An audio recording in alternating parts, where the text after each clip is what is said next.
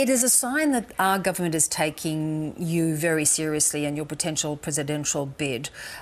What was important about you? What did you feel was important about coming here and meeting with someone like Penny Wong, someone like Philip Lowe?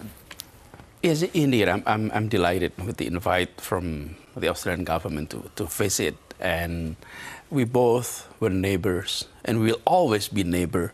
And we had worked closely on many issues. And the invite here gave me an opportunity to reconnect with many friends, academia, people in government, as well as business communities, for exchange of views. We share similar challenges in the region. Give us an idea of what are those challenges in your mind? For example, we are experiencing challenges in the environmental issues. Climate change is definitely an issue that we have to tackle together. And then about growth and prosperity in the region. And then also balance in terms of stability in the region. So many of that, and it's always good to hear a perspective of our neighbors. And I truly appreciate Australia's stance on many issues that Indonesia is facing, and including, which is always repeated, the importance of having an integrated territorial in Indonesia. And Australia has repeatedly saying that we supported an integrated Indonesia, and that is important for us too. Yeah. And on the other hand, you know, we would like to see more people-to-people exchange. I think on the G2G partnership has been very strong. I think this is among the highest of all time. And then the business-to-business need to grow even further. Yes, we do, because I mean that has been a criticism of President Widodo, that the development, the potential development business-wise between Australia and Indonesia has not really cemented itself. Is that a priority for you? I think so. I think we would like to see more business engagement between Indonesia and Australia. If I'm not mistaken, Indonesia is ranked 13th as Australia business partner. We'd like to see that go up a lot higher. And we need to be on the top 10 of Australia's business partners. And for that, I think we really need to start not only just inviting Australians to come and invest in Indonesia, or we import more from Australia. But I think it's also important to underline that harvesting partnership in business, partnerships in government relationship, need to start from people-to-people engagement.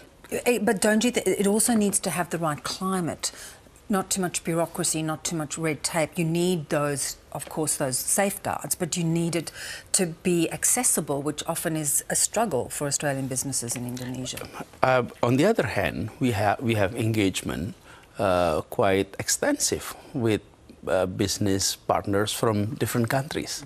So I think it is also about how we view each other, as that we need each other, and we are the closest neighbors. For Australia, Indonesia is the closest to the north, and for us, whenever we're looking to southeast, it's Australia. And I think the feeling of closeness need to be strengthened. And I think that is the area which, you know, based on our conversation in Sydney, in Canberra, and today, I believe that is the message that we need to echo even louder. Let's talk a little bit about the divisiveness of politics in recent years. We see it still going on in America, awful divisiveness. We had a period here in Australia which seems to be easing a little bit. You have been very heavily criticised for a very divisive campaign when you ran for governorship, and won, because you teamed up. You played the religion card, and it's kind of haunted you ever since. Do you regret it? Let me put it this way. Whenever you have an election, and then you have competing candidates. Give you one example. If the candidates were different in terms of gender, one male and one female, then gender issue will dominate the conversation. It can be the divisive factors. But you could, you could have played the bigger man. Let me continue that. And then if the candidates come from different ethnic groups, then ethnic issue can divide. And even sometimes when you have a referendum where there is no person, there is no faith involved, it can be divisive. Look at the Brexit, for example. It was divisive there. There is no person, there is no religion, there is no faith in there. So that is the same thing. When there is a Muslim candidate and a Christian candidate, then religious issue come into equations. So what happened? How you play that card can be a very, very subtle, very, Right. not ugly, not nasty. During election, every side always label the other side in every elections. That was in 2017. I have completed my term now, 5 years, and I didn't challenge those labeling at that time because I don't want to challenge statement with statements. So what I did is I worked 5 years in Jakarta and truly provide equal opportunity, equal treatments to all religious groups and any religious group. And in fact, we created the feeling of stability, the feeling of peace in Jakarta. And now it's all completed.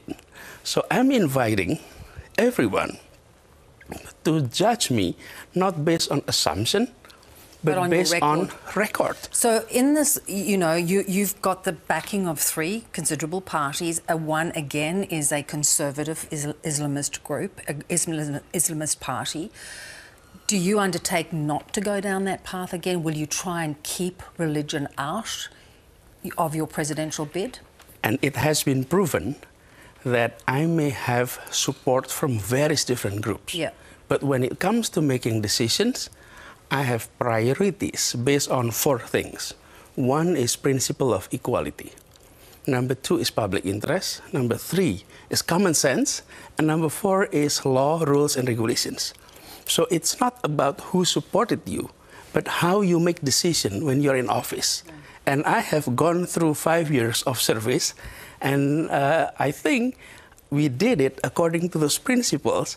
That does not automatically reflect who supported you, but the principle is reflected in the policy. So there was nothing owed to that support, is what you're saying? And that's exactly the point.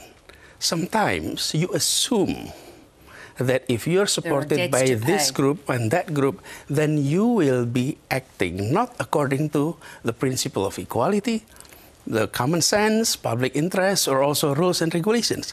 And I have gone through 5 years proving that we can do that. So therefore, looking to the future... Yes. What are those 4 things? How are you going to bring those 4 things into play? What are the issues you see in this coming election? Several things.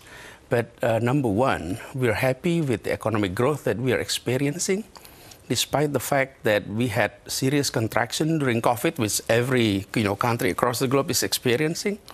However, we need to improve the quality of our growth. What does it mean? It means growth is reflected in the numbers, the percentage of growth. But that does not reflect the distribution of that growth. Our economy has been centralized in Java and also northern coastal of Java especially. What we'd like to do is to expand into regions of Indonesia. So Center for Economic Growth is not only in certain places, but in major area of Indonesia. So equality is something that we would like to address in the area of economic development, in the area of education, which matters a lot. If quality of education is happening across Indonesia, so parents don't have to send their kids to major cities in Java for quality educations. That's 2. Number 3 is healthcare system across Indonesia. So the bottom line, and this is a major hope for people across Indonesia, is that equal access to jobs, to source of economic growth, to quality of education, to quality of healthcare. And then on top of all of that is a policy with regard to agriculture, policy with regard to fisheries, and we are a very rich natural resources country, and systematic approach on allowing equal growth across those regions is of interest in the general public. Yeah. I've traveled quite a few in the past few months. I ended my term in October, and since then I travel a lot, and people were saying we're happy with the economic growth, but we would like to see more distributions aspect of that, so that household across Indonesia will experience growth the way the national level growth is being reflected in the statistics. Better send it across the board. Let's go. I want to finish where we started, and that was where you talked about balance in the region. You know, how do you feel about China's growing influence and grab for power? Indonesia has, you know, is beholden to China on a number of big projects. Is that a concern to you? Do you feel that that has been a mistake? I think we need to always pursue foreign policy based on our principles. Indonesia has adopted since then a non-aligned view about where we put ourselves in the world. And we need to continue on that track. So on the one hand, we need to continue to maintain good relationship with China. On the other hand, we also need to maintain, good relationship with the US and other major players. And what we'd like to see is for all parties, especially in the region of Southeast Asia, to continue upholding the fact that Southeast Asia has been peaceful for more than 50 years. This is a region where tensions were absent in the past 50 years. But no longer. But we do hope it is continue to be that way, because it is very important for everyone in the regions. So Australia... So as President, would you play a greater international role I think so. hasn't been I think so. feature? Indonesia needs to play more active roles in the international arena, and that we need to be active based on our principles. So foreign policy does not always reflect more transactional approach, meaning it is not only about how much money foreign countries are coming into us. It is not only about trade, but it is about our contributions in sustaining peace and stability in the regions and across the globe. And Indonesia, as the fourth largest country in the world, need to play a bigger role in that. Part. Oh yeah, and especially in Asia. So, we're talking South Asia. We're almost 40% of the population in Southeast Asia. So we definitely need to be a little bit assertive and more active.